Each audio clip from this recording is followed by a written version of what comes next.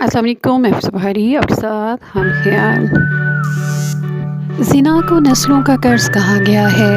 یاد رکھیے، اگر آپ سے کسی کی بیٹی، بہن یا بیوی محفوظ نہیں ہے تو اس کی قیمت آپ کی بہن، بیٹی یا بیوی کو نہیں بلکہ ہو سکتا ہے آپ کی نسل میں سے آپ کی کسی پوتی یا آپ کی کسی نواسی کو اس کی قیمت ادا کرنی پڑے۔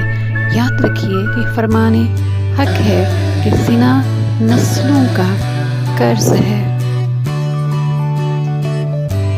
ہمیں چاہیے کہ ہم دوسروں کی بیٹی، بہن اور بیوی کی بھی اتنی ہی عزت کریں جس طریقے ہم اپنی بہن، بیوی یا بیٹی کے لیے دوسروں سے چاہتے ہیں۔